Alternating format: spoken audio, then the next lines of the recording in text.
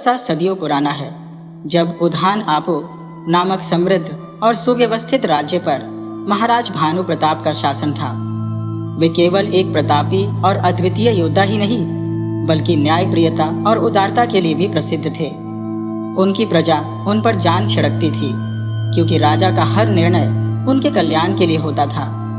इसी कारण उधान आपो राज्य खुशहाली और समृद्धि का प्रतीक बना हुआ था। महाराज भानु प्रताप की अर्धांगिनी रानी शैलजा सौम्यता, धैर्य और धार्मिक प्रवृत्तियों की प्रतिमूर्ति थी। दोनों के बीच का प्रेम जल में घुली शक्कर के समान अटूट था। सुख दुख की हर घड़ी में वे एक दूसरे के लिए संबल बनते, लेकिन एक अभाव उनके मन को कचोटता रहता, संतान का अभाव। राजमहल में सोने चांदी की जगमगाहट थी, सम्मान और वैभव की कोई कमी नहीं थी, किंतु संतान की किलकारियों की अनुपस्थिति उनके जीवन को अधूरा बना रही थी। राजा और रानी की आंखों में संतान के लिए तड़प झलकती थी। उन्होंने इस अभिलाषा की पूर्ति के लिए हर संभव प्रयास किया। देवालयों में मत्था टेका, यज्ञ हवन करवाए, सिद्ध तांत्रिकों और विद्वान पंडितों को बुलवाया, कठिन तपस्या की, लेकिन भाग्य का लेखा बदल न सका। रानी शैलजा दिन रात ईश्वर से यही प्रार्थना करती, किंतु समय उनके दामन में आशा की कोई किरण न डाल सका। उधर महाराज भानु प्रताप के मन में चिंता घर करने लगी। उनके बाद इस राज्य का वारिस कौन होगा? कौन इस समृद्ध भूमि की बागडोर संभालेगा? एक दिन जब राजा और रानी राजमहल के सुरम्य बागीचे में बैठे थे, तभी महल के प्रहरी ने सूचना दी कि एक दिव्य ऋषि पधारे हैं। महाराज ने तत्क्षण ऋषि का स्वागत किया और उन्हें ससम्मान आसन ग्रहण करने को कहा। ये कोई साधारण महात्मा नहीं, बल्कि कठोर तप और अपार सिद्धियों से युक्त महर्षि अग्नि थे। राजा भानु प्रताप ने उनके चरणों में नतमस्तक होकर अपनी व्यथा कह सुनाई। महर्षि, हमारा राज्य संपन्न है, प्रजा आनंद में है, किंतु हमारे जीवन में संतान का आशीर्वाद नहीं। हमने हर यत्न कर लिया, लेकिन भाग्य अब तक प्रतिकूल ही रहा। क्या हमारे नसीब में संतान का सुख नहीं लिखा? कुछ पल तक महर्षि ने मौन धारण किया, जैसे कोई गहरी साधना में लीन हो। उनकी आंखें बंद थी, चेहरा स्थिर और मन किसी दिव्य संकेत की प्रतीक्षा में। कुछ क्षणों के बाद जब उन्होंने धीरे से नेत्र खोले, तो उनकी दृष्टि में एक अद्भुत चमक थी। वे गंभीर स्वर में बोले, महाराज, चिंता को अपने हृदय से निकाल दीजिए। तुम्हारी पुकार अब ईश्वर के दरबार तक पहुंच चुकी है। समय आ गया है कि तुम्हारे जीवन में संतान का उजियारा फैले, परंतु इसके लिए एक विशेष महायज्ञ संपन्न करना होगा। यह यज्ञ ईश्वर की कृपा प्राप्ति का मार्ग प्रशस्त करेगा और शीघ्र ही तुम्हें संतान सुख प्राप्त होगा। राजा भानु प्रताप ने ऋषि की वाणी को पूरी श्रद्धा के साथ सुना। उनके प्रत्येक शब्द जैसे अमृत के समान प्रतीत हो रहे थे। उन्होंने बिना एक पल गंवाए समूचे नगर में संदेश भिजवाया कि एक विराट महायज्ञ का आयोजन किया जा रहा है, जिसमें सभी नगरवासी सम्मिलित हों। भव्य आयोजन की तैयारियां प्रारंभ हुई। महल के आंगन से लेकर नगर की गलियों तक हर ओर यज्ञ की पावन गूंज सुनाई देने लगी। जब विधिपूर्वक यज्ञ का शुभारंभ हुआ, तो हवन कुंड से उठती अग्नि की लपटें मानो स्वर्ग तक पहुंच रही थी। हवाओं में घी और जड़ी बूटियों की सुगंध फैल गई। कुछ ही मास के भीतर इस महायज्ञ का फल प्रकट हुआ। रानी शैलजा ने एक कन्या को जन्म दिया, अत्यंत सुंदर, तेजस्वी और मनमोहिनी। जैसे ही यह शुभ समाचार समूचे राज्य में फैला, प्रजा आनंद से झूम उठी।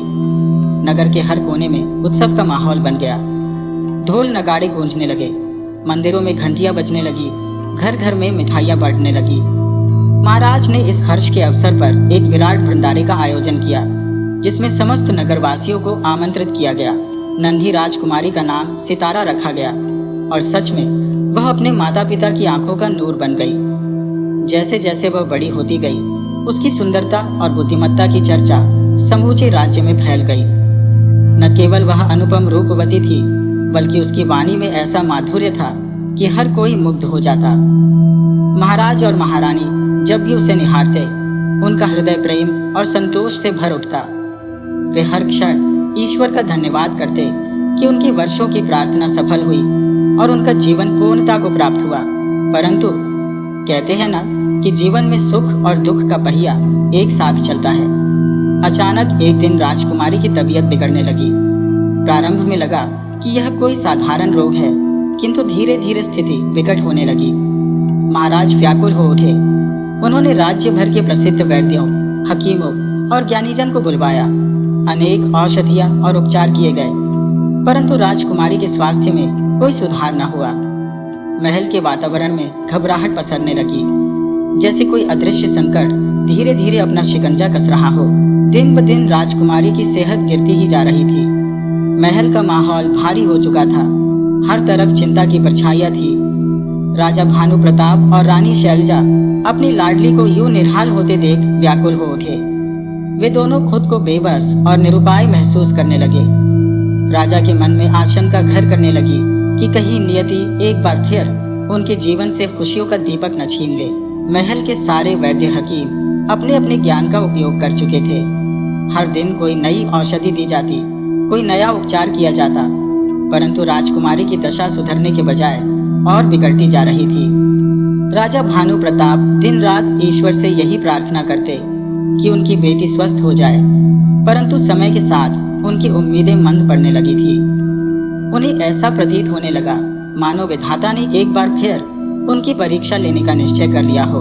इसी ऊहापोह के बीच एक दिन राजमहल के मुख्य द्वार पर एक अपरिचित आगंतुक आया।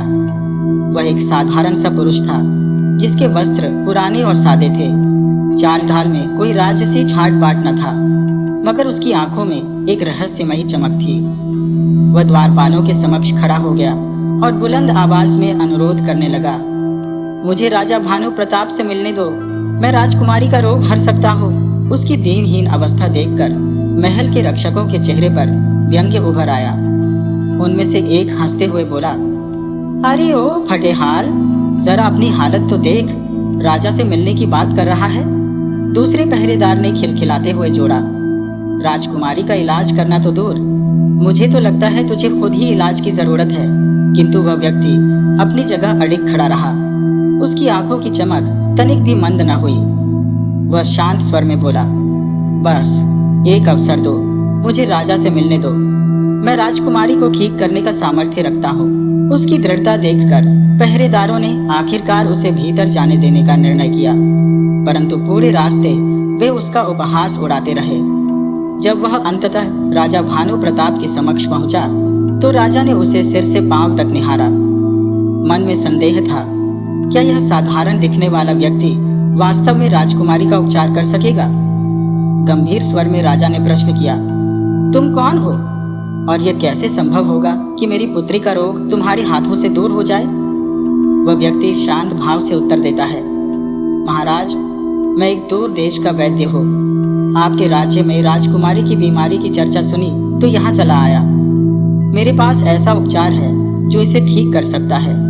मुझे मालूम है कि मेरी वेशभूषा देखकर आप मुझ पर भरोसा नहीं कर रहे, मगर मेरा विश्वास कीजिए, मैं आपकी बेटी को स्वस्थ कर सकता हूँ। राजा ने उसकी हर बात को ध्यान से सुना, मगर उसके वस्त्र और उसकी साधारण सूरत देखकर मन में शंका उठी।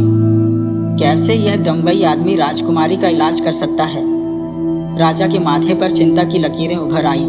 बोले, बातों से तो तुम बड़े ज्ञानी लगते हो, मगर मेरी बेटी की जिंदगी का सवाल है, मैं कोई जोखिम नहीं ले सकता। उस वैद्य ने राजा की आंखों में सीधी नजर डालकर दृढ़ता से कहा, महाराज, मुझे केवल एक अवसर दीजिए।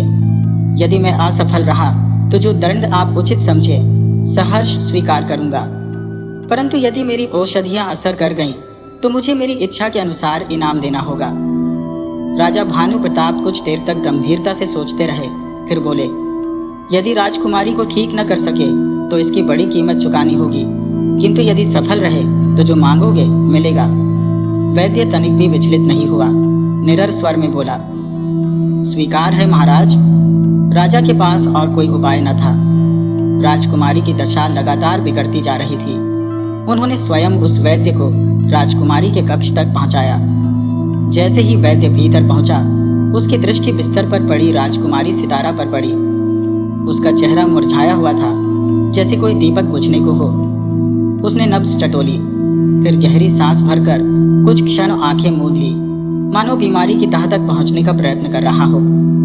इसके बाद अपने झोले से कुछ जड़ी बूटियां निकालते हुए उसने राजा से कहा, महाराज, इस उपचार के लिए मुझे एक सहायक की आवश्यकता होगी जो हर घड़ी मेरे साथ रहे और मेरे बताए अनुसार काम करे।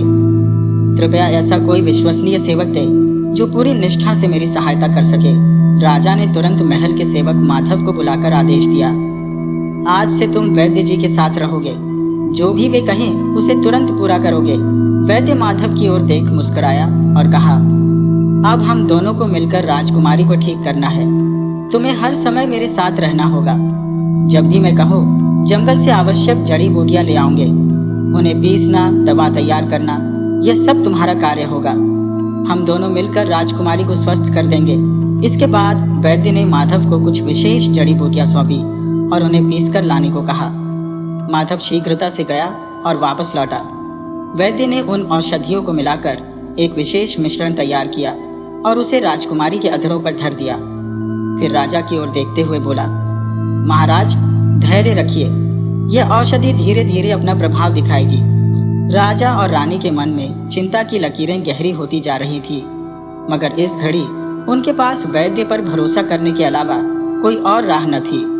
महल में मौजूद हर व्यक्ति की नजरें उस रहस्यमयी वैद्य पर टिकी थी। कुछ समय बीतते ही वैद्य ने दोबारा राजकुमारी की नब्ज को जांचा, फिर हल्की मुस्कान के साथ बोला, महाराज, बस कुछ ही समय की बात है, राजकुमारी धीरे धीरे स्वस्थ होने लगेंगी। राजा के मन में अभी भी संदेह की परछाइयां थी, लेकिन वैद्य के आत्मविश्वास ने उनके दिल में आशा की एक लौ जगा दी। समय अपनी गति से बढ़ता गया और 2 माह का अंतराल बीत गया। इस दौरान वैद्य ने माधव को बार बार जंगल से औषधीय वनस्पतियां लाने भेजा। माधव पूरी निष्ठा से हर क्षण वैद्य की सहायता में तत्पर रहता। धीरे धीरे दोनों के बीच गहरी मित्रता पनप गई और वे एक दूसरे के सुख दुख के साझीदार बन गए। उधर राजकुमारी की दशा भी अब संभलने लगी थी। जो चेहरा कभी मुरझाए फूल सा पीला पड़ा था, उसमें पुनः रक्ताभ आभा लौटने लगी। राजा, जो अपनी बेटी की बिगड़ती सेहत से निराश हो चुके थे, अब उनके मुखमंडल पर संतोष की झलक दिखने लगी। पूरे राज्य में यह चर्चा जोरों पर थी कि राजकुमारी के जीवन में यह चमत्कार उस साधारण से दिखने वाले वैद्य की कृपा से हुआ है। राजा जब भी राजकुमारी के कक्ष में जाते तो वहां वैद्य और माधव को औषधि तैयार करते हुए पाते।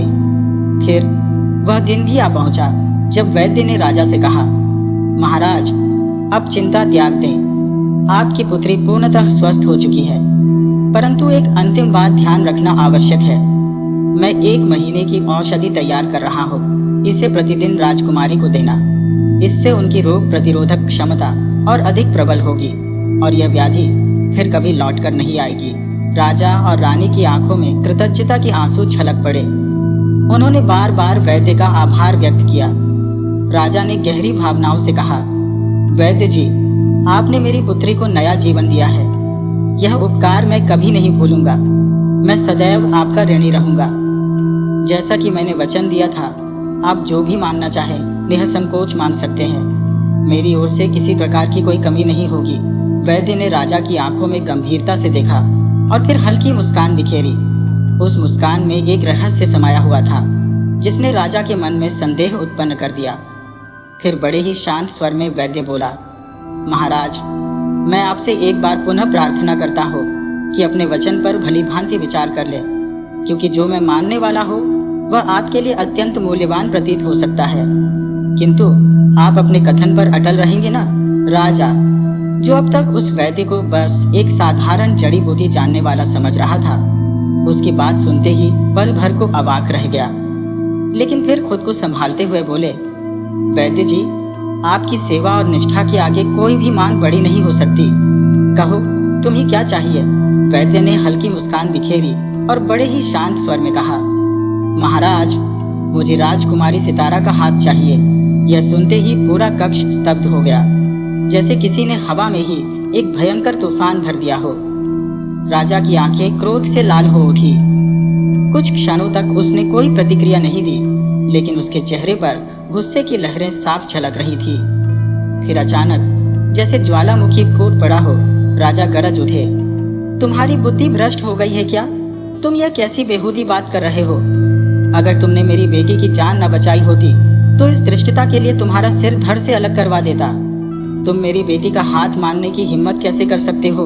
वैद्य ने राजा की क्रोध में तमतमाई आंखों की ओर देखा, मगर उसकी मुद्रा जो की त्यों शांत बनी रही। उसने संयमित स्वर में कहा, महाराज, मैंने आपकी पुत्री को नया जीवन दिया है और आपने मुझसे जो वचन दिया था मैं उसी आधार पर अपनी मांग रख रहा हूँ। यदि अब आप अपने वचन से पीछे हटते हैं तो यह आपकी ही प्रतिष्ठा के लिए लज्जाजनक होगा। राजा का धैर्य अब पूर्णतः समाप्त हो चुका था। उसकी आंखों में उग्र ज्वाला भड़क उठी। उसने गरज कर कहा, तुम्हारे पास सिर्फ आज रात का समय है। अपना सारा सामान समेटो और इस राज्य से निकल जाओ। अगर सुबह की पहली किरण तक तुम यहाँ दिखे तो तुम्हारी खैर नहीं। ये कहते हुए राजा क्रोध में पैर पटकते हुए वहां से चले गए। वैद्य अपने कक्ष में पहुंचा, अपना सामान बांधने लगा। उसे भली भांति ज्ञात था कि अब यहाँ उसका स्थान नहीं है। रात ढलते ही वह महल से प्रस्थान करने को तैयार हो गया, मगर जाने से पहले वह माधव के पास गया। माधव, जिसने इन बीते महीनों में उसके साथ कंधे से कंधा मिलाकर राजकुमारी का उपचार किया था। वैद्य ने उसे गहरी नजरों से देखा और गंभीर स्वर में बोला, माधव, इन कुछ महीनों में हम दोनों ने साथ काम किया है और इसी दौरान हमारी मित्रता भी गहरी हुई। अब मैं यहाँ से जा रहा हूँ, लेकिन जाने से पहले तुम्हें एक महत्वपूर्ण बात बताना चाहता हूँ। माधव चुपचाप उसकी ओर देखता रहा। वैद्य ने आगे कहा, राजकुमारी तो अब स्वस्थ हो चुकी है, लेकिन मुझे पता है समय आने पर राजा को फिर मेरी आवश्यकता पड़ेगी। उस समय जब राजा मुझे खोजेंगे तो महल में कोई भी यह नहीं जानता होगा कि मैं कहाँ गया। जब राजा थक हार जाए और उनके पास कोई उपाय न बचे, तब तुम उन्हें मेरा पता बता देना कि मैं किस राज्य में किस गांव में रहता हूँ। इसके बाद वैद्य ने माधव को अपना संपूर्ण पता बताया और ताकीद दी, ये बात बस हम दोनों के बीच ही रहनी चाहिए। माधव ने गंभीरता से सिर हिलाया और वचन दिया, मैं किसी को कुछ नहीं बताऊंगा। जब भी राजा को फिर से आपकी आवश्यकता होगी, मैं उन्हें आपका ठिकाना बता दूंगा। रात के सन्नाटे में जब पूरा महल नींद में डूबा था, वैद्य बिना कोई शोर किए अपनी राह पकड़कर कहीं दूर चला गया।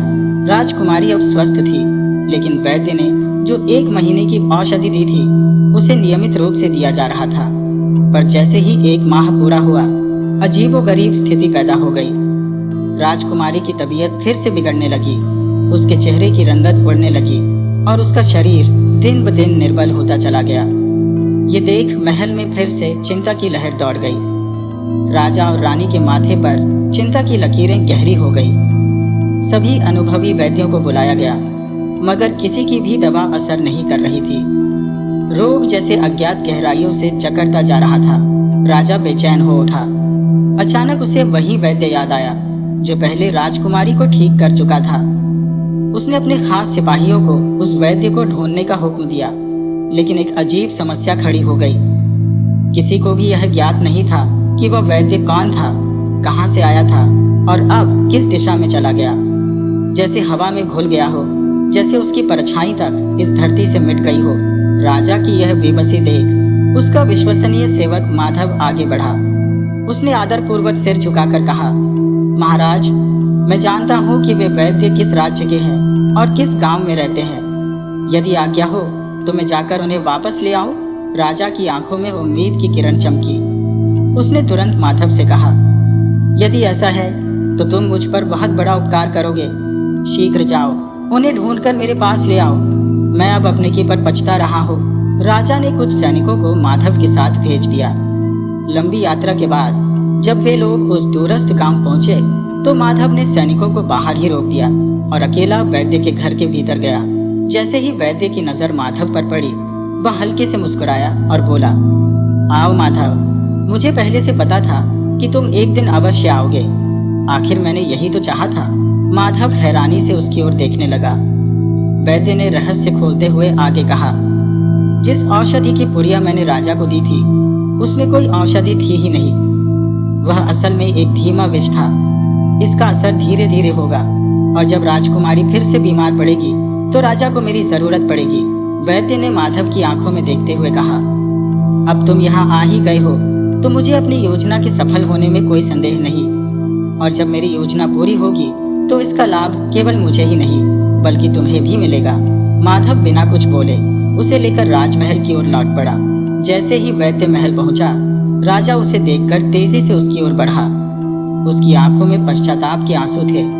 वह कांपते स्वर में बोला, वैद्य जी, मेरी बेटी फिर से मृत्युशैया पर है।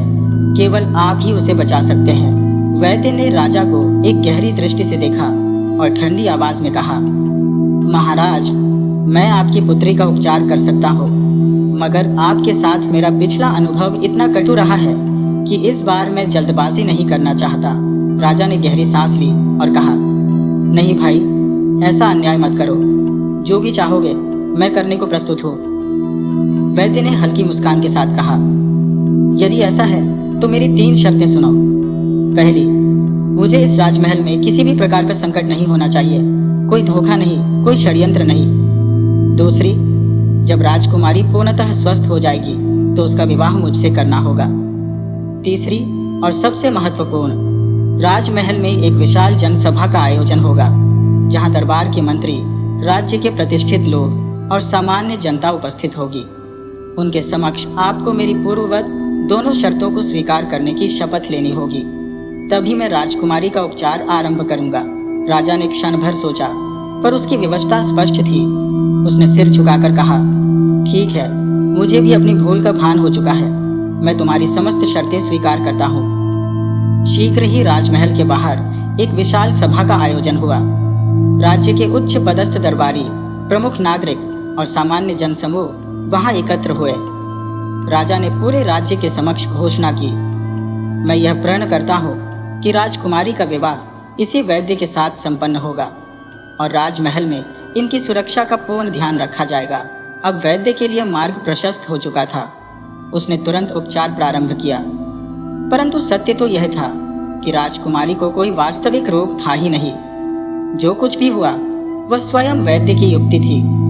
उसने जो औषधि दी थी वह वास्तव में एक धीमा विष था, जिसके प्रभाव से राजकुमारी पुनः अस्वस्थ हुई थी।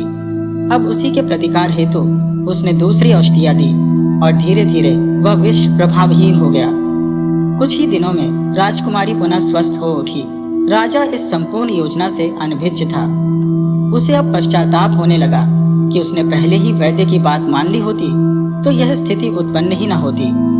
समय के साथ जब राजकुमारी पूर्णतः स्वस्थ हो गई तो राजा ने अपने वचनानुसार उसका विवाह वैद्य से संपन्न कराया। अब वह वैद्य मात्र एक चिकित्सक नहीं, बल्कि राज परिवार का दामाद बन चुका था। इतना ही नहीं, उसने अपनी सिफारिश पर राजा के विश्वास पात्र माधव को मंत्री पद दिलवा दिया। इस प्रकार उस कुशल वैद्य ने एक ऐसी रणनीति रची कि स्वयं राजा को विवश होकर अपनी प्रतिज्ञा पूर्ण करनी पड़ी।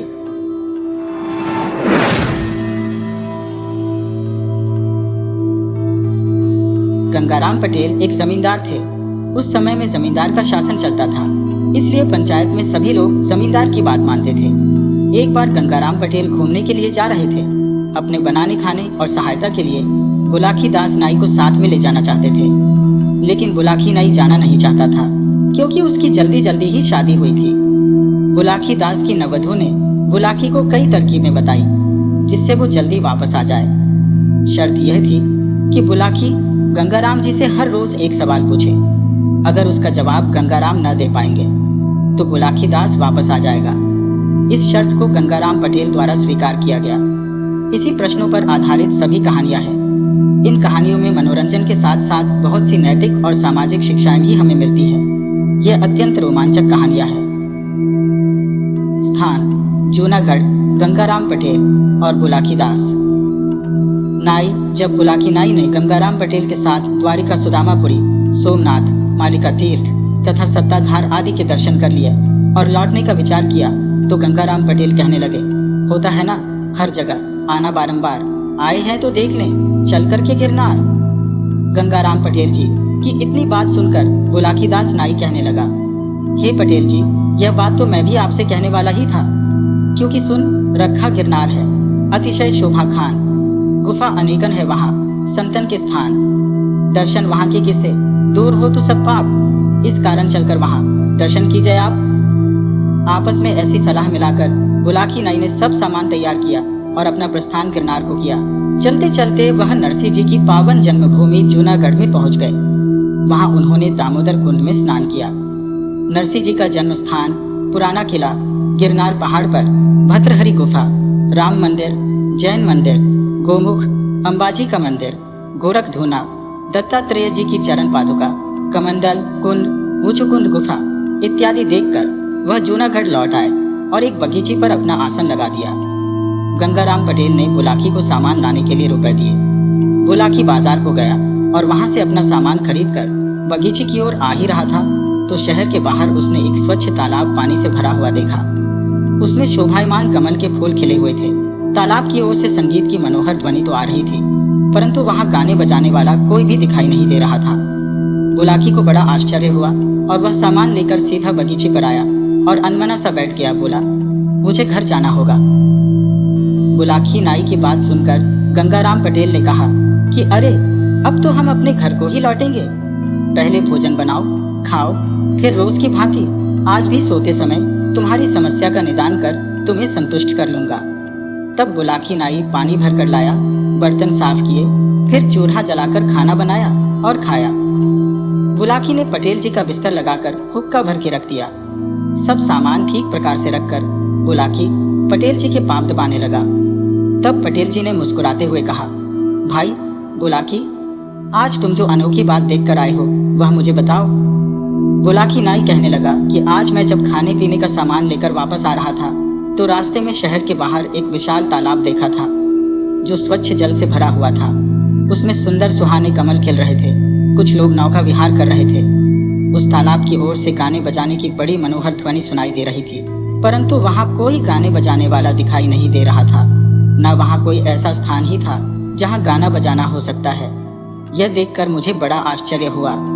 आप कृपा करके बताएं कि यह कौन सा तालाब है। गंगाराम पटेल कहने लगे, एक ब्राह्मण था जिसका विवाह नहीं हुआ था। उसने मन में विचार किया कि भगवान ने अच्छा ही किया जो कि मैं गृहस्थी की सब बाधाओं से दूर हूँ। तब मुझे परलोक सुधारना चाहिए। वह अपना घर छोड़कर निकल पड़ा और महात्मा हो गया। उसने बहुत कठोर तप किया, किसी भी सांसारिक वस्तु पर ध्यान न देकर सदैव भगवान में लीन रहने लगा। कई दिन निराहार उपवास किए और पानी के सहारे ही अपना जीवन निर्वाह किया। उसकी इस कठिन तपस्या से इंद्र का सिंहासन हिलने लगा। इंद्र भयभीत हो गए और नारद जी से कहने लगे कि हे मुनिदेव, क्या कारण है कि आज मेरा सिंहासन चल रहा है। देवराज की यह बात सुनकर नारद जी कहने लगे, एक तपस्वी तप करे जूनागढ़ दरमियान, तब से सिंहासन हिला। सत्य करूं बखान, तुरंत तब वह जो करे, लीजिए आप विचार। इंद्रासन पर आए कि कर ले वह अधिकार। देव आर्षि की बात सुनकर इंद्र चिंतित हुए और नारद जी से बोले, मुझसे जो मुनिदेव ये सिंहासन छिन जाए, बात बिगड़ जाए सभी। अब कछु करो उपाय। इंद्रदेव की बात सुनकर नारद जी कहने लगे कि आप कुछ उपाय करें। साहस खोने से कोई लाभ नहीं। उनके जाने के पश्चात इंद्र ने विचार किया कि किसी अप्सरा को बुलाकर उस तपस्वी के पास भेजा जाए तो उसका तप भंग करेगी। अप्सरा के प्रेम में आसक्त होकर तप से विमुख हो वह तपस्वी अप्सरा के साथ विहार करने लगेगा तो उसकी शक्ति क्षीण हो जाएगी। इस प्रकार विचार करके इंद्रदेव ने एक अति चतुर अप्सरा को बुलाकर कहा, जूनागढ़ में एक तपस्वी तपस्या कर रहा है जिससे मेरा सिंहासन ही हिल गया है। अब तुम अपने समाज सहित वहां जाओ और उस तपस्वी को मोहित करके उसको सबसे भ्रष्ट करो। इंद्रदेव की कहे अनुसार अप्सरा अपने समाज सहित उस स्थान पर आई जहाँ तपस्वी तपस्या कर रहा था। उसने अपनी माया से एक सुंदर उपवन और एक विस्तृत सुंदर सरोवर की रचना की जिसमें सुंदर कमल के फूल खिले हुए थे और भंवरे गुंजन कर रहे थे। इसके बाद उस सुंदर उपवन में अपने साथियों के सहित अप्सरा ने संगीत आरंभ किया था, जिन्होंने नाना प्रकार के साज बजाए। अप्सरा ने पंचम स्वर में मन को मोहने वाली रागिनी गाई तो सारा उपवन गूंज उठा और जो तपस्वी समाधि लगाए बैठा था उसकी समाधि टूट गई और उसका ध्यान और अप्सरा के संगीत की ओर गया।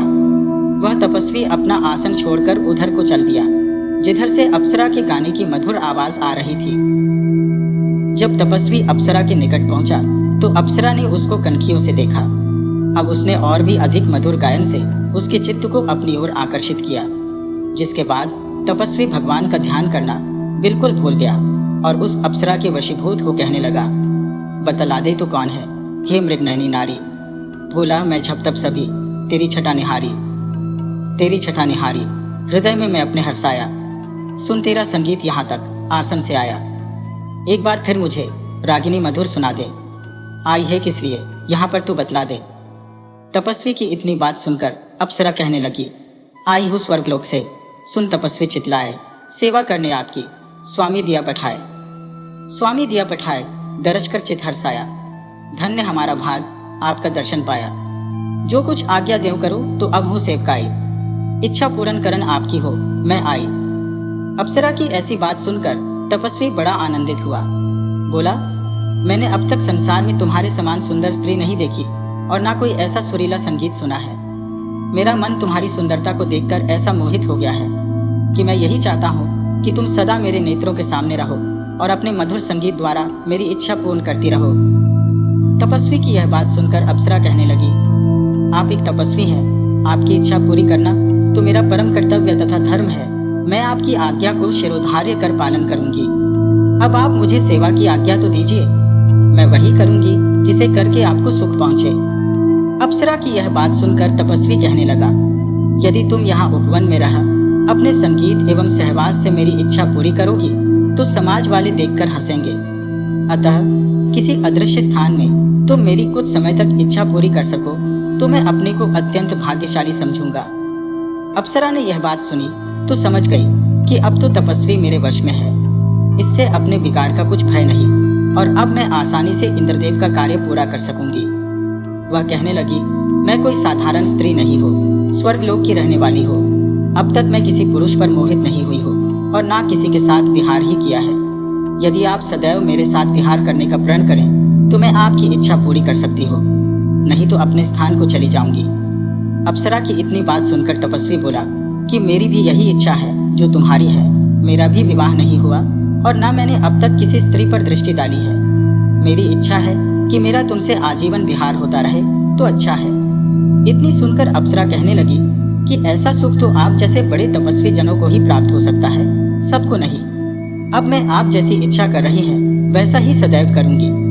अपने मन में विचार कर अप्सरा ने इंद्रदेव के कार्य को सिद्ध करने का उचित उपाय किया।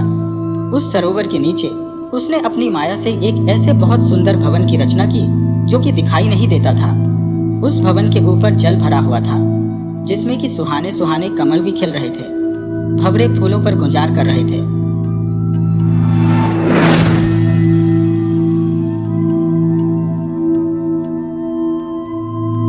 प्रातःकाल गंगाराम पटेल और बुलाकीदास नाई सोते से जगे और उन्होंने शौच आदि नित्य कर्म किया।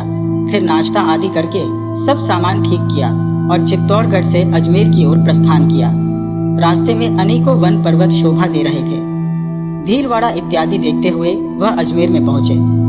अजमेर नगर कभी मेवाड़ राज्य की राजधानी थी।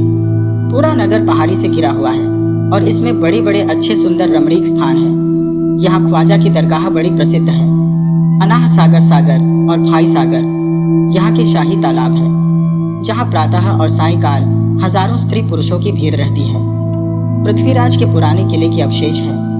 तारागढ़ उसी का एक भाग है जहाँ अनंगपाल की बाबरी आदि प्रसिद्ध स्थान और 28 दिन का झोपड़ा आदि ऐतिहासिक भवन है। हनुमान मंदिर तथा दौलत बाग अनाह सागर के पास है जहाँ दर्शकों की भीड़ बनी रहती है। आंतर नागफनी तथा झरनेश्वर यहाँ पहाड़ों के ऊपर अच्छे रमणीक स्थान है जहाँ अधिकांश साधु संत आकर ठहरते हैं। भाटा बाबरी में ही चंद्रभाट का पृथ्वीराज के समय का मंदिर है। बुलाकी और गंगाराम शाम के समय आकर इस भाटा बाबरी पर ठहरे।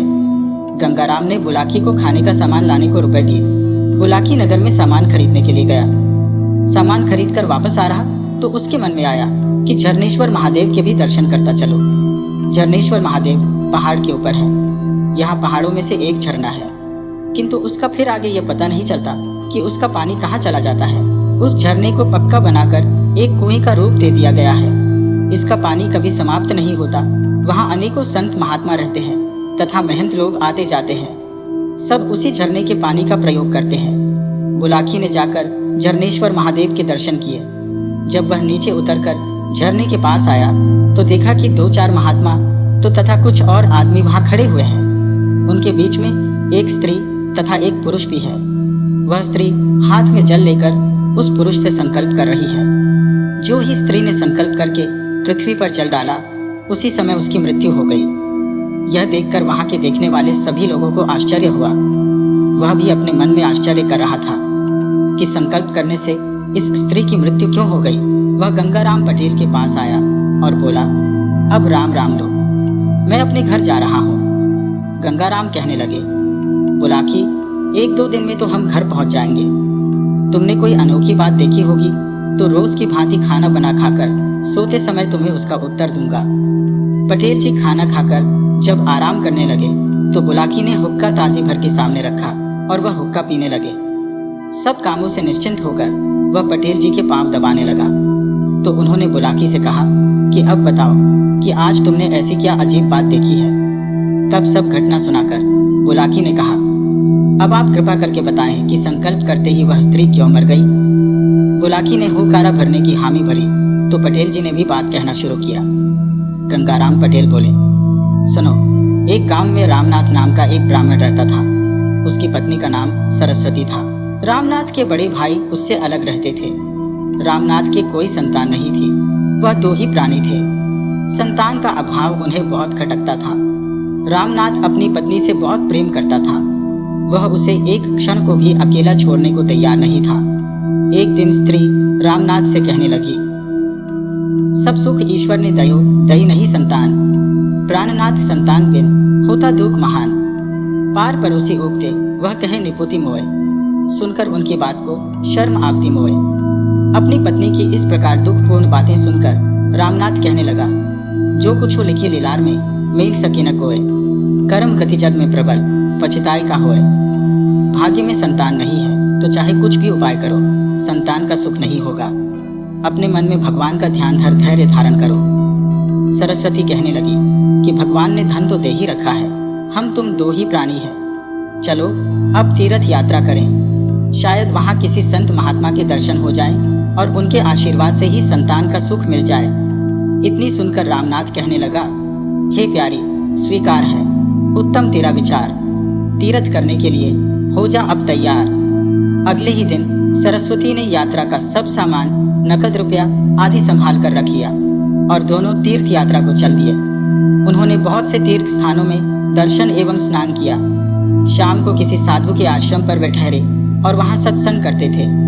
इस प्रकार उनके चित्त को बड़ी शांति मिलती थी। एक दिन की बात है कि वे दोनों वृंदावन में यमुना के तट पर स्नान करके भजन ध्यान में बैठ गए। कुछ देर बाद ठहरने के स्थान का ध्यान आया तो जंगल में वहां से 2 मील के लगभग एक महात्मा का आश्रम बताया था। वहां जाने का विचार उन दोनों ने किया। गर्मी का महीना था, धूप भी तेज पड़ रही थी। वह दोनों लगभग 1 मील ही चले होंगे कि दोनों के कपड़े पसीने से भीग गए। रास्ते के किनारे पीपल का एक बहुत बड़ा पेड़ था। दोनों सामान सहित पीपल की छांव में बैठ गए और अपना बिस्तर बिछाकर आराम करने लगे। ठंडी ठंडी हवा लगी तो सरस्वती को नींद आ गई और वह अचेत होकर सो गई। रामनाथ को भी झपकी सी आ गई थी, परंतु जैसे ही उसकी आंख खुली तो उसने देखा कि एक काला सांप सरस्वती के पैर में काटकर पीपल की जड़ में घुस गया। रामनाथ एकदम हड़बड़ा उठा और उसने अपनी पत्नी को झकझोरा, किंतु उसे तो काला सांप काट गया था जिससे उसका दम निकल चुका था। रामनाथ बहुत दुखी हुआ और उसने समझ लिया कि जब उसकी पत्नी ही नहीं रही तो अब उसका भी संसार में जीवित रहना व्यर्थ है। वह प्यारी पत्नी का वियोग सह नहीं सकता था। इस कारण वह आत्महत्या करना ही चाहता था कि साधारण स्त्री पुरुष के भेष में वहां शिव पार्वती प्रकट हुए। शिव जी ने रामनाथ से कहा कि तुम इतने दुखी क्यों दिखाई दे रहे हो, इसका क्या कारण है। रामनाथ ने सब बात बताई और कहा कि मैं तो अपनी पत्नी के बिना जीवित नहीं रह सकता। शिव जी उसे समझाकर कहने लगे कि मुझे कुछ सिद्धि प्राप्त है, उसके प्रताप से तुम्हें यह बात बताता हूँ कि तुम्हारी पत्नी की आयु 35 साल लिखी हुई थी। वह आयु इसकी पूरी हो गई है और तभी सांप ने इसको काटा है।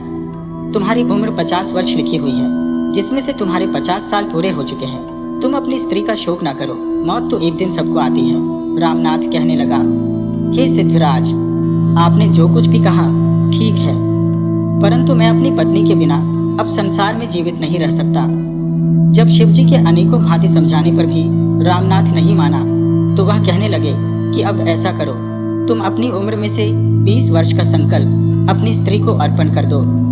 तुम्हारी उम्र 5 वर्ष। यातिनाथ कहने लगे कि तुम्हारी शरीर न तब तक असंतति दूर रहती है, लेकिन तुम्हारा मानसिक आत्मा इसका गहरा शोक का शामन करता हुआ निर्वाण प्राप्त करती है। रामनाथ इस बात पर तैयार हो गया। हाथ में जल लेकर शिवजी ने रामनाथ की 20 साल की उम्र स्त्री को देने का संकल्प का जल पृथ्वी पर गिरते ही उसकी पत्नी उठकर बैठ गई और अपने पति से कहने लगी, आज तो दोपहरी में मुझे बड़ी अधिक नींद आ गई। शिव पार्वती तो पहले ही वहां से अंतर्ध्यान हो गए थे। रामनाथ और सरस्वती भी उस स्थान से महात्मा की कुटी की ओर चल दिए। कुछ देर चलते चलते वह महात्मा के आश्रम में पहुंच गए और महात्मा से आज्ञा लेकर वहां ठहर गए। वहां 2 दिन रुकने के बाद उन दोनों की इच्छा हुई कि उस शांतिदायक स्थान में थोड़े दिन और ठहरा जाए। अगले दिन रामनाथ तो नहाने गया था। उसकी पत्नी से एक महात्मा ने बात करना शुरू किया। वह 40 की आयु का एक तंदुरुस्त आदमी था। सरस्वती ने महात्मा को बताया कि उसकी कोई संतान नहीं है, तो कहने लगा, अरे तुम्हारे भाग्य में तो 2 संतान है, परंतु वह तुम्हारे इस पति से नहीं होगी। तुम चाहो तो मैं तुम्हारी इच्छा पूर्ण करके के लिए अपने तपस्या खत्म कर सकता हूँ। सरस्वती उसके पैरों में पड़कर कहने लगी, आप कृपा कर मेरे संतान उत्पन्न कर दे। मैं संतान की खातिर अपने पति को भी त्याग दूंगी। महात्मा ने उसे धीरज बंधाया। सरस्वती और महात्मा की आंखें तो लड़ चुकी थी। रामनाथ जब नहाकर आया तो उसे सरस्वती ने किसी प्रकार की शंका नहीं होने दी। अब तो जब भी मौका मिलता सरस्वती और महात्मा दोनों रामनाथ को छोड़कर कहीं भाग जाने का विचार बनाया करते। सरस्वती उसके इशारे पर सब कुछ छोड़ने करने को तैयार थी। आपस में सलाह कर एक दिन सरस्वती ने रामनाथ को खाने में विष दे दिया और जब वह बेहोश हो गया तो ढोंगी महात्मा सरस्वती को उसके सब धन के समेत अपने साथ लेकर भाग गया।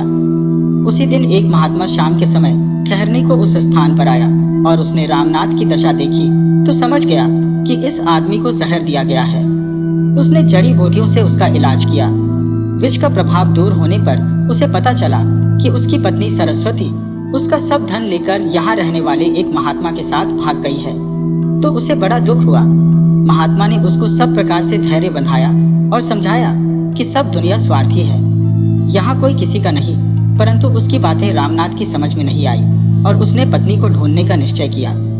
वह कुटी छोड़कर चल दिया और यहाँ वहाँ जगह जगह अपनी पत्नी का पता लगाने लगा। इस प्रकार उसे बरसों बीत गए। आज झरनेश्वर महादेव पर वह आदमी सरस्वती सहित आया था। घूमता हुआ रामनाथ भी वहीं आ पहुंचा था। उसने अपनी पत्नी को पहचान लिया। जब उसने साथ चलने को कहा तो वह और उसके साथ का आदमी जो वही ढोंगी था झगड़ा करने लगा। उसने लोगों को बताया कि यह स्त्री मेरी पत्नी है, मुझे जहर देकर इसके साथ चली आई है। सरस्वती ने कहा, यह पुरुष मेरा कोई नहीं है। मैं कोई नहीं तो ठीक है, लेकिन मैंने तुझे जो वस्तु संकल्प की थी वह मुझे संकल्प करके लौटा दे। सरस्वती ने हाथ में जल लेकर संकल्प किया कि मैंने जो कुछ इस पुरुष से लिया है वह वापस करती हो। तो संकल्प का जल पृथ्वी पर गिरते ही स्त्री की मृत्यु हो गई। हे बुलाकी, तुम यही घटना झरनेश्वर पर देख कर आए हो जो मैंने सुनाई है। अब सो जाओ, रात ज्यादा हो गई है, सवेरे जल्दी जागना है।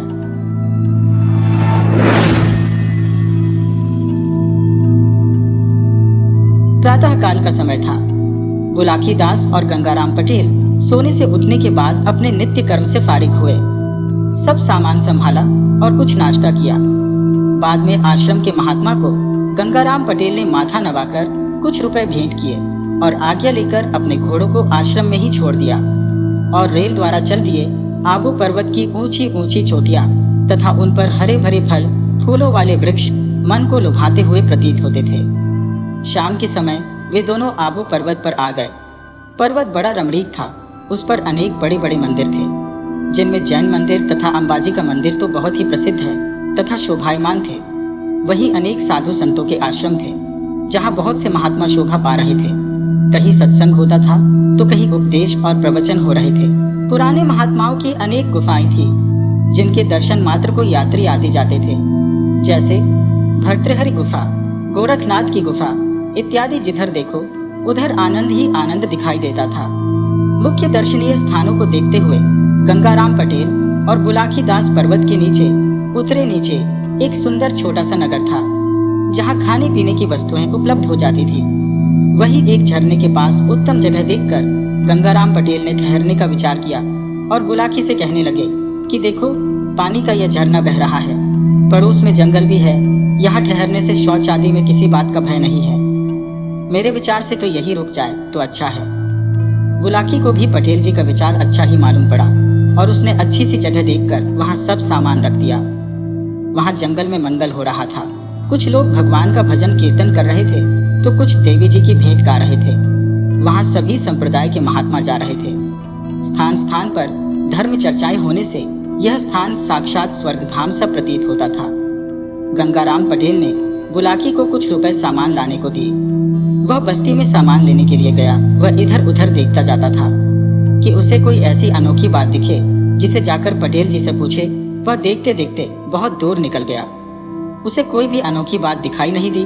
घूमते घूमते उसे अंधेरा हो गया था, इसलिए उसने जल्दी से खाने का सब सामान खरीद लिया और जब अपने ठहरने के स्थान की ओर चला आ रहा था तो आज उसका चित्त कुछ उदास जैसा था, क्योंकि उसने कोई अनोखी बात नहीं देखी थी।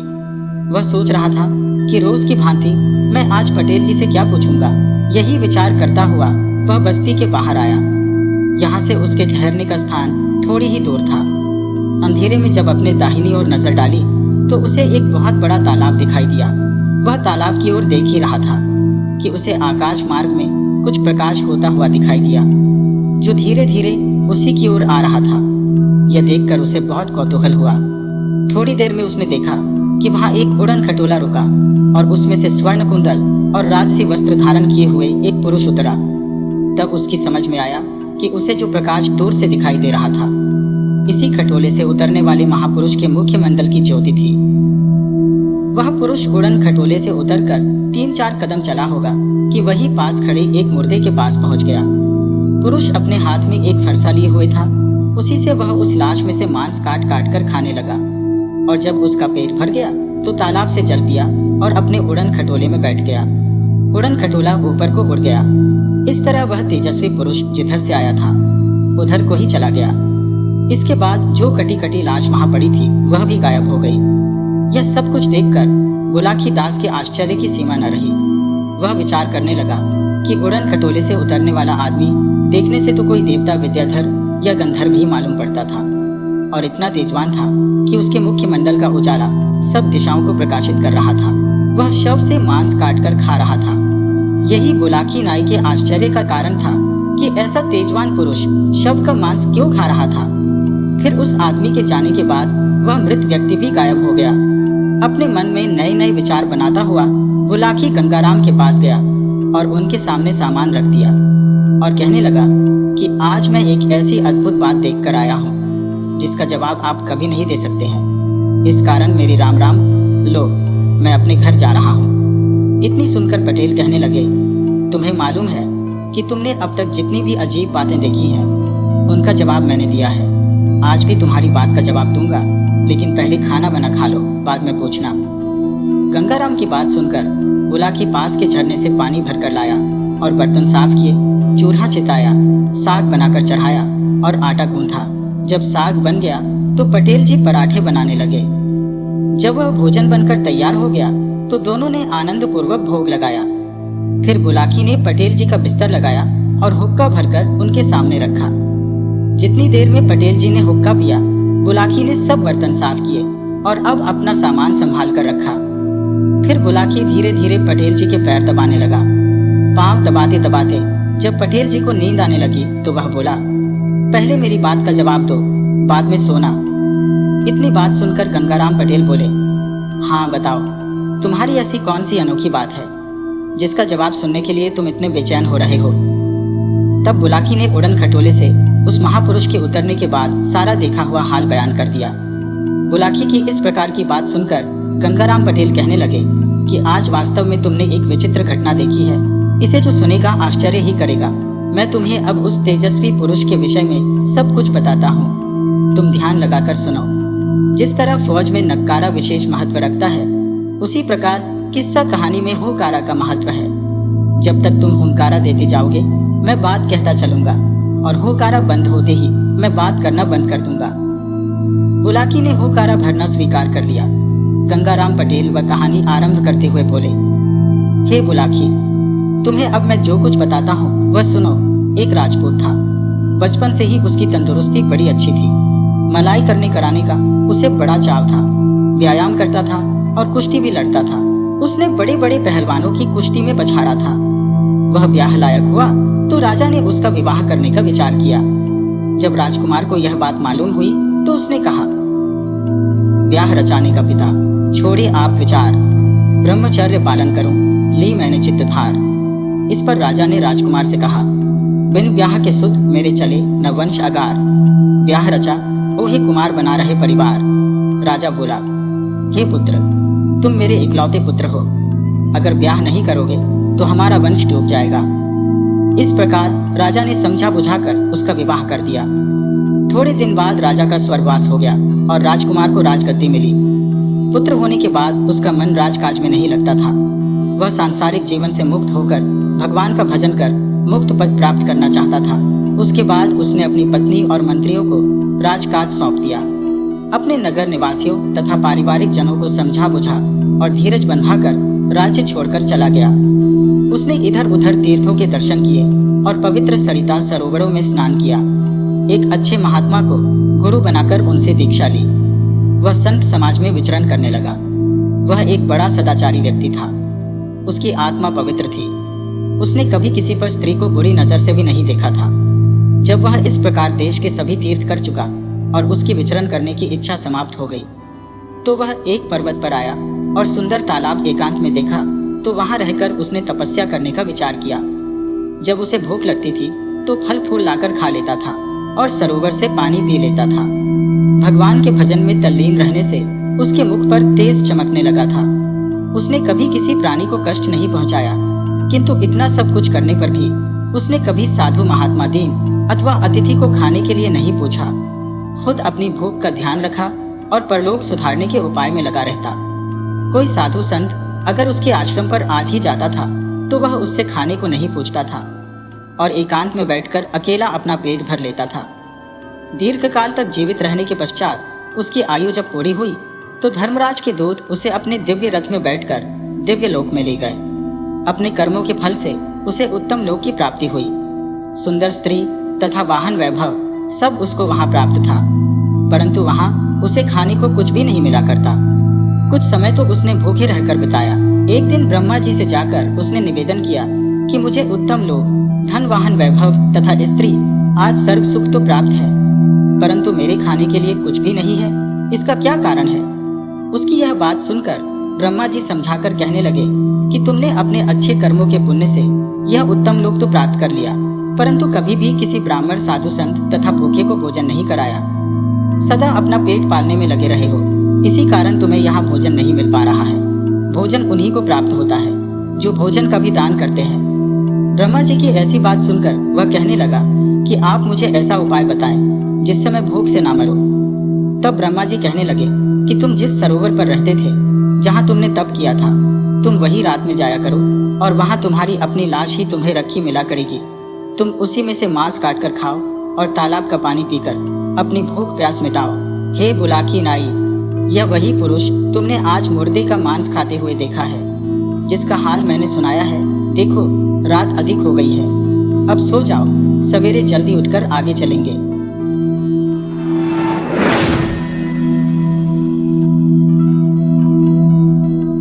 प्रातःकाल गंगाराम और बुलाकी ने सुबह उठकर अपना शौचादि नित्य कर्म किया और नित्य की भांति नाश्ता कर अपना सब सामान संभाला और मारवाड़ से उन्होंने मेवाड़ की ओर प्रस्थान किया। मेवाड़ राज्य राजधानी राज्यों में अति प्रसिद्ध राज्य है। यहाँ एक समय राणा वंश का राज्य था। इस क्षेत्र में पर्वत अधिक है। यहाँ रास्ता कंकरीला तथा पथरीला है। यहाँ सबसे प्रसिद्ध नगर चित्तौड़ है, जो कि कभी राज्य की राजधानी था। गंगाराम और बुलाकी सायंकाल चलते चलते चित्तौड़ नगर में आए। उन्होंने देखा कि चित्तौड़ नगर गंभीरी नदी के तट पर बसा हुआ है। चित्तौड़ का किला भारत के सभी किलों में बड़ा है, जो कई मील में बना हुआ है। किले के 7 दरवाजे हैं: पांडव पोल, भैरव पोल, हनुमान पोल, गणेश पोल, नारेला, लक्ष्मण द्वार तथा राम द्वार है। 7वां दरवाजा ही राम द्वार है।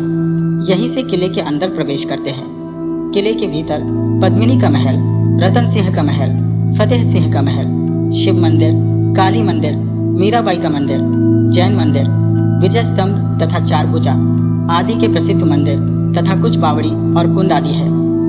सब स्थानों को देखने के बाद वह दोनों गंभीरी नदी के तट पर एक बड़े वृक्ष के नीचे ठहरे। यहाँ और बहुत से यात्री भी ठहरे हुए थे। गंगाराम ने बुलाकी को सामान खरीदने को रुपए दे दिए वह खाने का सामान लेने के लिए शहर में आया। जब वह सामान खरीदने के लिए जा रहा था तो उसने देखा कि एक भटियारा, एक फौजी जवान तथा एक वेश्या एक आदमी को पकड़े हुए राज दरबार की ओर जा रहे हैं। ये तीनों कह रहे थे कि यह आदमी बड़ा ठग है, इसने हम सबको ठगा है, आज मुश्किल से पकड़ा गया है, इसे राजा के यहाँ ले जाकर सजा दिलाएंगे। उनके साथ बहुत भीड़ थी। ये सब देखता हुआ वह सामान खरीदने चला गया और कई दुकानों से जाकर सामान खरीदा। जब सामान खरीद कर वापस आया तो देखा नगर निवासियों के साथ वह ठग आजादी से घूमता आ रहा था। लोगों से पूछने पर पता चला कि इसने भी राजा के सामने सब अपराध स्वीकार कर लिया था, फिर भी इसे निर्दोष कहकर छोड़ दिया गया। यह सुनकर उसे बड़ा आश्चर्य हुआ कि अपराध स्वीकार कर लेने के बाद राजा ने उसे बिना दंड दिए क्यों छोड़ दिया। ये विचार करता हुआ वह गंगाराम पटेल के पास आया, सामान सामने रखकर बोला कि मेरी राम राम लो, मैं घर चला। पटेल जी बोले, तुमने जरूर कोई चरित्र देखा है, पहले खाना तो बनाओ, फिर मैं तुम्हारी बात का जवाब दूंगा। पटेल की यह बात सुनकर बुलाकी जल लाया, बर्तन साफ किए, उसके बाद उन्होंने मिलजुल कर खाना बनाकर खाया। फिर बुलाकी ने पटेल जी का बिस्तर लगा दिया, हुक्का ताज़ी करके उनके सामने रखा।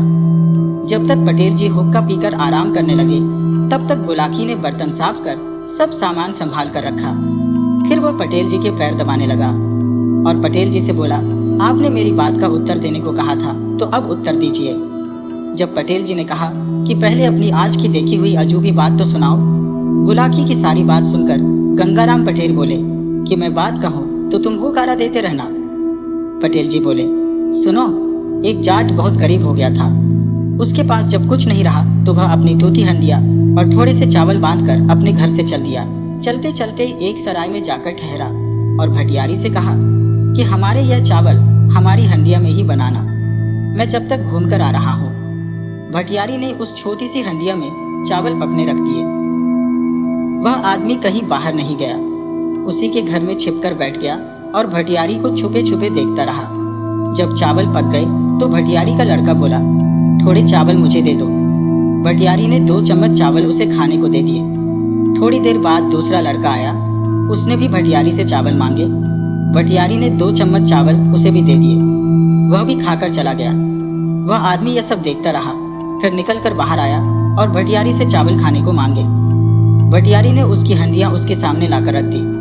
उसने हंडिया को कान से लगाया और बोला, अरे चुप भी हो जा। भटियारी ने बस 2-2 चम्मच चावल अपने दोनों लड़कों को ही तो दिए हैं, ज्यादा तो नहीं दिए। इतना कहकर हंडिया में से चावल प्लेट में रखकर खा लिए। जब वह चावल खा चुका तो भटियारी बोली कि तुम यह क्या कर रहे थे। भटियारी ने दोनों लड़कों को 2-2 चम्मच चावल दिए। इतनी सुनकर वह आदमी बोला, हंडिया जादू की भरी, कहती है सब हाल। चोरी सारी कान में, बतलाती तत्काल। जब उस आदमी की यह सुनी तो भटियारी ने सोचा कि यह हंडिया तो वास्तव में जादू की है। मैंने जो चावल निकाले वह इसने बता दिए। मेरे यहाँ तो अधिक चोरी होती है, अगर यह हंडिया मुझे मिल जाए तो मैं चोरी का पता लगा लिया करूंगी। ऐसा विचार कर वह कहने लगी, हंडिया दे दे, यह मुझे होए बड़ा एहसान, इसकी कीमत अभी मैं नगद करूं भुगतान। भटियारी की यह बात सुनकर हंडिया का मालिक बोला, 100 रुपया का मोल है, सुन भटियारिन बात, लेना जो चाहे इसे, 100 रुपया धर हाथ। भटियारिन को हंडिया से मोह हो गया था। उसने 100 चांदी के रुपए लाकर उसे दिए और हंडिया अपने हाथ में ले ली। वह आदमी रुपया 100 लेकर वहां से बड़ी जल्दी चला गया। इतने में ही भटियारी का पति आया तो भटियारी ने उसे हंडिया दिखाई और कहा कि यह रुपया 100 में खरीदी है। भटियारिन की बात सुनकर भटियारे को क्रोध हो गया और बोला, यह फूटी हंडिया 100 की बताती है। उसने उठाकर वह हंडिया जमीन पर दे मारी तो वह टुकड़े टुकड़े हो गई। उस भटियारी ने उसे चोरी बताने वाली करामात बताई तो भटियारा बोला, वह कोई ठग था जो तुझे रुपया 100 में फूटी हंडिया देकर ठग ले गया है। अब मैं जाता हूँ, उसे पकड़कर रुपए वसूल कर लूंगा। ये कहकर भटियारा लाठी ले लोगों के बताए हुए रास्ते पर उस ठग की तलाश में जंगल की ओर चल दिया। ठग रुपया 100 लेकर जंगल के रास्ते जा रहा था कि एक रीछ ने उसे देखा और रीछ उसके पीछे दौड़ा। वह भागकर एक पेड़ की ओट में हो गया। पेड़ की दूसरी ओर से रीछ ने उसे पकड़ने को अपने हाथ बढ़ाए, परंतु उस आदमी ने रीछ के दोनों हाथ पकड़ लिए। बीच में ही पेड़ था। रीछ और वह आदमी पेड़ के चारों ओर घूम रहे थे। वह आदमी सोचता था कि यदि मैं रीछ के हाथ छोड़ दूंगा तो रीछ अवश्य मुझे मार डालेगा। इतने में उसकी अंटी से रुपया 20 निकलकर पेड़ के इधर उधर गिर गए। उसी समय घोड़े पर सवार एक फौजी जवान उधर से निकला। उसने रीछ और उस आदमी को पेड़ के चारों ओर घूमते देखा तो वह समझ गया कि रीछ इसे मार डालेगा। यह विचार कर उसने अपनी बंदूक रीछ को मारने को उठाई। यह देखकर आदमी बोला, रीछ पालतू तू है मेरा, सुनो लगाकर कान। मनमानी देता है रकम, देखो स्वयं प्रमाण। ये रुपया अकेले में निकालता है। तुमको आया हुआ देखकर इसने रुपया देना बंद कर दिया है। अब तक तो मैं सैकड़ों रुपया पैदा कर लेता। घोड़े के सवार ने जब यह बात सुनी और रुपया 20 पड़े भी देखे तो उसने समझा कि वास्तव में रीछ करामाती है। रुपया इसके पेट में भरे है। अगर यह मुझे मिल जाए तो मैं मनमानी रकम कमा लूं। यह विचार कर कहने लगा, मुझको दे दे रीछिया, मैं बतलाऊं तुए, रुपए की है इस समय, बहुत जरूरत मोए। उस आदमी ने जब घुड़सवार की यह बात सुनी तो कहने लगा कि यदि तुम रीछ चाहते हो तो रुपया 400 और अपना घोड़ा मुझे दे दो, मैं तुम्हें रीछ के हाथ पकड़ा दूंगा। मेरे चले जाने के बाद जितना रुपया चाहो तो रीछ से निकलवा लेना। हाँ, जो यह रुपया 20 जमीन पर पड़े हैं इन्हें भी मैं ले जाऊंगा। सवार के पास रुपया 300 थे। कहने लगा कि मेरे पास सिर्फ रुपया 300 है, तुम मुझे रीछ दे दो। उसने घुड़सवार की बात मान ली। फौजी ने घोड़े से उतरकर रुपया 300 जमीन पर रख दिए और उसने रीछ के हाथ कसकर पकड़ लिए। उस आदमी ने रीछ को छोड़ने के बाद रुपया 300 और रुपया 20 जो जमीन पर पड़े थे उठाए और घोड़े पर चढ़कर भाग गया। अब फौजी जवान रीछ के हाथ पकड़े पेड़ के चारों ओर घूम रहा था। जब रीछ से 1 रुपया भी ना निकला तो वह अपनी भूल पर पछताया। अगर रीछ को छोड़ता है तो रीछ उसे मार डालेगा।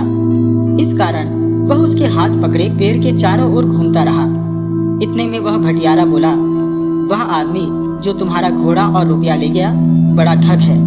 हमारे यहाँ रुपया 100 में फूटी हंडिया दे आया है। तुम ये तो सोचो कि रीछ के पेट में रुपया कहाँ से आए। ये कहकर उसने अपनी लाठी से रीछ को मार डाला और फौजी के प्राण बचाए। अब वह भटियारा तथा फौजी दोनों उसको पकड़ने के लिए घोड़े के पांव के निशान देखते हुए चल दिए। उधर वह ठग घोड़े पर सवार होकर दूसरे शहर में शाम के समय एक तवायफ के यहाँ सराय में जा ठहरा। उसने घोड़े को 2 सेर दाना खिलाया और तवायफ से कहा, तुम सुबह मेरे घोड़े की लीद मत फीकवाना। उसने 4 बजे रात को उठकर घोड़े की लीद में रुपया 200 मिला दिए और सवेरे उठकर तवायफ के सामने पानी मांगकर लीद को धोना शुरू किया। उसमें से रुपया 200 जो उसने मिलाए थे सो निकाल लिए और बोला, यह मेरा घोड़ा करामाती है। देखो, तुम्हारे सामने मैंने इसे 2 सेर दाना खिलाया था। इसने लीद में से रुपया 200 दिए। इसे जितने सेर दाना खिलाता हूँ उतने ही सैकड़ा रुपया लीद के साथ निकालता है। ये सुनकर तवायफ को लालच आ गया और कहने लगी, ये घोड़ा मुझे दे दो और जो कुछ चाहो तो ले लो। तवायफ के बहुत विनय करने पर रुपया 1000 लेकर उसने वह घोड़ा दे दिया और चला गया। तवायफ ने सोचा कि रुपया 1000 एक ही दिन में वसूल कर लो, इसलिए उसने घोड़े को 10 सेर दाना खिला दिया, जिसे खाकर घोड़े का पेट फूल गया और वह मर गया। वह मरा हुआ घोड़ा सराय के दरवाजे पर पड़ा हुआ था। उधर से भटियारे और फौजी निकले। फौजी ने अपना घोड़ा पहचाना और भटियारे से बोला, मेरा घोड़ा तो यहाँ मरा पड़ा है, ठग भी यहीं कहीं होगा। जब उन्होंने तवायफ से पता लगाया तो उसने कहा कि एक आदमी इसे करामाती घोड़ा बताकर रुपया 1000 में बेच गया है। फौजी बोला, घोड़ा मेरा है, इसमें कोई करामात नहीं थी। तुम्हारी भांति ही उस ठग ने हम दोनों को भी ठगा है। चलो अब हम दोनों मिलकर उसे तलाश करेंगे और पकड़कर अपना रुपया वसूल करेंगे। अब वह तवायफ भी उनके साथ में हो गई। अब भटियारे, फौजी और तवायफ तीनों ही उसको ढूंढने के लिए चल दिए और उसी शहर में घूमते हुए उसको पकड़ भी लिया। और जब वह नहीं माना तो वे अपना न्याय कराने के लिए उसे राज दरबार में ले गए। सबसे पहले राजा के सामने भटियारे ने अपना दावा रखा। वह बोला कि यह आदमी ठग है। मेरी पत्नी को फूटी हंडिया रुपया 100 में देकर ठग लाया है, जिसने उसे यह लालच दिया था कि हंडिया मेरी करामाती है और चोरी बताती है। राजा ने उससे पूछा कि भटियारा जो कुछ कह रहा है क्या ठीक है? वह आदमी बोला, वास्तव में मेरी हड्डियां करामाती थी और वह चोरी बताती थी। आप उस हंडिया को मंगाकर जांच कर लीजिए। राजा ने भटियारे से कहा कि वह हंडिया लाओ। भटियारा बोला, वह तो मैंने फोड़ दी। राजा कहने लगा, जब हंडिया ही नहीं तो मैं न्याय कैसे करूं? इसके बाद फौजी ने अपनी फरियाद की कि यह आदमी ठग है। ये रुपया 300 और घोड़ा मुझसे बहका कर ले गया और एक रीछ का हाथ पकड़ा आया इसने कहा था कि यह रीछ अकेले में पेट से टट्टी की राह रुपए निकालता है। राजा ने उससे पूछा, क्या तुमने रुपया 300 और घोड़ा लेकर इन्हें रीछ दिया था? उसने उत्तर दिया, महाराज, मेरा रीछ करामाती था। मैंने जो कुछ भी कहा था सत्य है। रीछ को मनवाकर जांच कर ली जाए।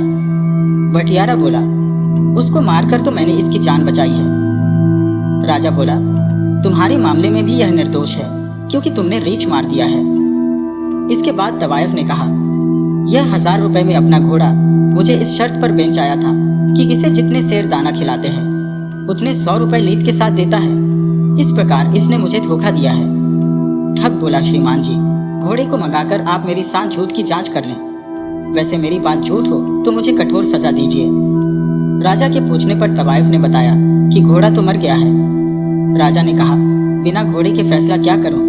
हे बुलाकी नाई, तुम इसी ठग को देखकर आए हो, जिसे सबूत न मिलने पर राजा ने निर्दोष छोड़ दिया। अब रात अधिक हो गई है, सवेरे जल्दी जागना है, इसलिए अब सो जाओ।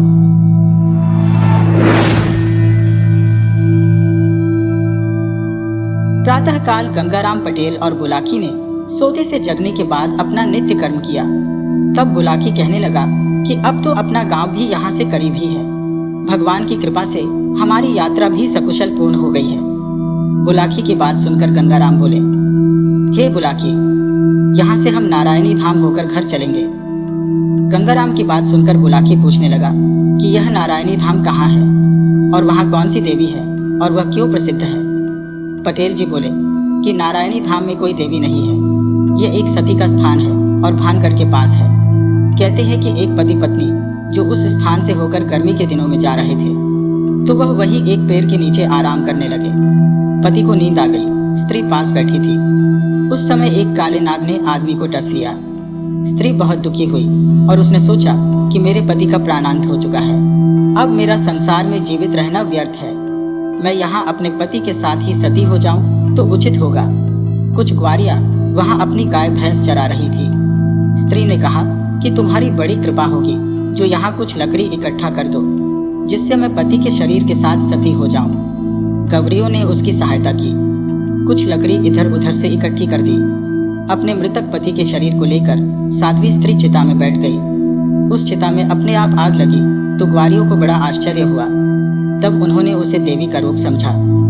गवारियां हाथ जोड़कर कहने लगी, आप साक्षात देवी हो, यहाँ हमारे पशु बिना पानी पिए बिना रहते हैं। आप कोई ऐसा आशीर्वाद दें जिससे पानी का संकट दूर हो जाए। सती कहने लगी कि अब से यहाँ पानी का दुख दूर हो जाएगा। वह सती हो गई और उसके बाद कहते हैं कि उसी चिता में से ही एक झरना बह निकला। आज वहाँ सब पशु तथा स्त्री पुरुष आराम से पानी पीते हैं। उस स्थान पर एक मंदिर बन गया और झरने के स्थान पर एक तालाब है जहाँ सैकड़ों यात्री नित्य आते जाते हैं। वह दोनों अजमेर से नारायणी धाम को पहुँच गए। वहाँ पहुँचकर सुंदर रमणीक स्थान देखकर उन्हें बड़ा आनंद हुआ। उन्होंने झरने में स्नान किया, महासती के दर्शन किए और पुजारी से भोग लगवाकर प्रसाद पाया। जलपान करने के बाद एक वृक्ष की छांव में आसन लगाकर वह विश्राम करने लगे। थोड़ी देर बाद बुलाकी को प्यास लगी तो वह पानी लेने आया। वहाँ पर उसने पानी पिया और लौटा में पानी भरकर पटेल जी के पास वापस जाना ही चाहता था कि उसी समय एक स्त्री और अंधा पुरुष वहाँ आए। अंधा जब उस झरने में नहाया तो उसे आंखों से दिखने लगा। वह स्त्री पुरुष आनंदित हो उठे, नहा धोकर मंदिर से सती का भोग लगाकर खुश होते हुए अपने घर को चले गए। यह सब देख और मन में विचार करता हुआ वह पटेल जी के पास आया और उन्हें जल का लौटा दिया और झरने पर देखी। वह बात बताई और बोला, अब आप कृपा कर बताएं कि वह दोनों स्त्री पुरुष कौन थे? पुरुष कैसे अंधा हुआ था? यहाँ आकर उसे क्यों दिखने लगा? तब गंगाराम कहने लगे, एक गांव में एक ब्राह्मण रहता था जिसका नाम सुदर्शन था। शीला नाम की उसकी पत्नी थी जो बड़ी पतिव्रता थी, लेकिन उनके कोई संतान नहीं थी। एक बार वह दोनों पति पत्नी तीर्थ यात्रा करते हुए जयपुर में आए और गलताजी पर ठहरे। स्थान बहुत रमणीक है, बहुत से महात्मा और संत वहाँ ठहरे रहते हैं। एक वयोवृद्ध महात्मा अपना आसन एक ओर लगाए हुए बैठा था। शीला और सुदर्शन उसके पास गए और उस महात्मा के चरण छू कर बैठ गए। सुदर्शन कहने लगा कि ईश्वर ने मुझे धन का तो सुख दिया है, खाने पीने की कोई कमी नहीं है, साधु सेवा तथा तीर्थ यात्रा भी कर लेता हूँ, परंतु इतना होने पर भी हम लोगों को एक बड़ा दुख है कि हमारे कोई संतान नहीं है। सुदर्शन की बात सुनकर वयोवृद्ध महात्मा कहने लगे कि मैं तो साधारण साधु हूँ। सुना है बाबा रामदास जो कि हिमालय पर्वत पर रहते हैं, शायद उनके आशीर्वाद से तुम्हारी इच्छा पूर्ण हो जाए। महात्मा के वचनों को सुनकर सुदर्शन और शीला बहुत प्रसन्न हुए। आमेर, नरसिंहगढ़ रोड, किशनगढ़ इत्यादि होते हुए उन्होंने पुष्कर जी जाकर स्नान किया। ब्रह्मा जी का मंदिर, पंचकुंड, गौमुखी लीला, सेवरी, नौशेरा, चंडी देवी और मनसा देवी आदि के दर्शन किए और सायंकाल एक महात्मा की कुटी में ठहर गए। उस महात्मा की आयु लगभग 100 वर्ष थी। उसके आश्रम पर 18 वर्ष की एक परम सुंदरी कन्या रहती थी। सुदर्शन ने उस सुंदरी कन्या को देखा तो उसका मन उसकी सुंदरता पर मुग्ध हो गया। सुदर्शन को इस बात उस कन्या को निहारते देखकर उस साधु को बड़ा क्रोध आया और बोला, तो जो इस कन्या को इस प्रकार देख रहा है इसलिए तो अब अंधा हो जा। महात्मा के श्राप से सुदर्शन अंधा हो गया। यह सब देख उसकी पत्नी को बड़ा दुख हुआ और उसने महात्मा से बहुत विनय की कि श्राप को निष्फल कर दे, परंतु वह महात्मा नहीं माना। शीला कहने लगी कि मैं भी एक पतिव्रता स्त्री हूँ, मैं चाहूँ तो तुम्हें शाप दे सकती हो, परंतु मैं ऐसा नहीं करूंगी क्योंकि इससे मेरा पुण्य समाप्त हो जाएगा। तब दूसरे दिन प्रातः काल उठकर शीला ने बाबा रामदास के स्थान का पता लगाया और सुदर्शन का हाथ पकड़कर बाबा रामदास के स्थान पर पहुंच गई। बहुत से संत उनके पास बैठे हुए थे। वह सुदर्शन का हाथ पकड़कर महात्मा जी के सामने ले गई और पति के सहित चरणों में गिर गई और रोते हुए बोली, महाराज, हम पति पत्नी आपके दर्शनों को आ रहे थे तो रात में एक महात्मा की कुटी पर ठहर गए। कल तक मेरे पति ठीक थे, परंतु उस महात्मा के शाप से अंधे हो गए हैं। हे महात्मा, आप मुझ दुखिया पर कृपा दृष्टि करें। महात्मा बोले, देखो, तुम्हारे पति से अनजाने में एक भूल हुई थी। इसने बालकप्पन में पेड़ पर बैठे हुए एक कबूतर के गुलेल से एक गुल्ला मारा था।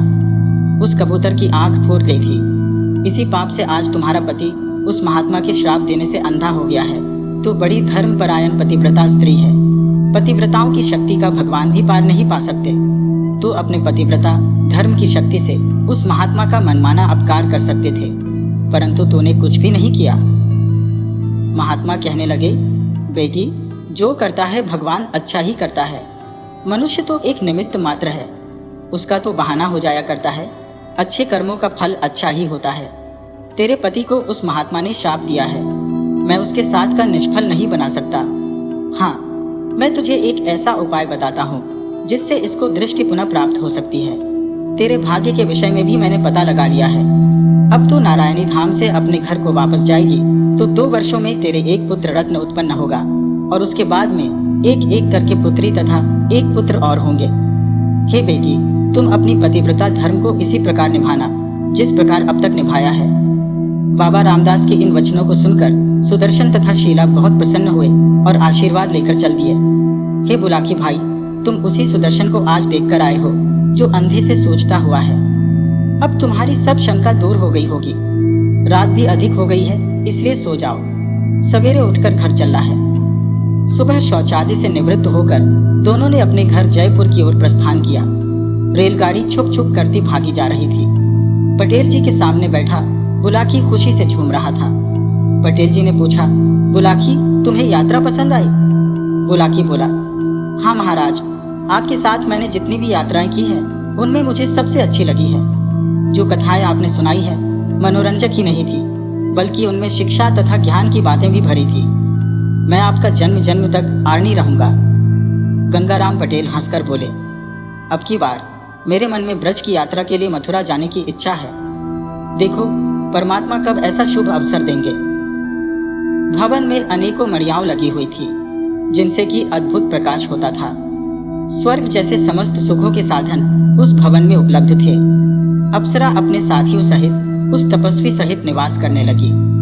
अन्य कक्षाओं में अपने साथियों को ठहराया और स्वयं अप्सरा तपस्वी से विहार करने लगी।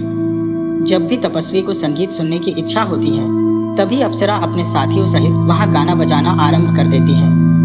हे बुलाकी दास, इस तालाब में जल के नीचे उसी अप्सरा द्वारा बनाए हुए माया का भवन है जो किसी को दिखाई नहीं देता और वहां अप्सरा उस तपस्वी सहित विहार करती है। उस अप्सरा के साथी भी दूसरे कमरे में रहते हैं। तुमने जो गाने बजाने की आवाज सुनी है वह उसी अप्सरा और उसके साथियों की है। अब तुम्हारी बात का जवाब मिल गया। रात भी अधिक हो गई है, अतः अब सो जाओ, क्योंकि सवेरे जल्दी उठना है।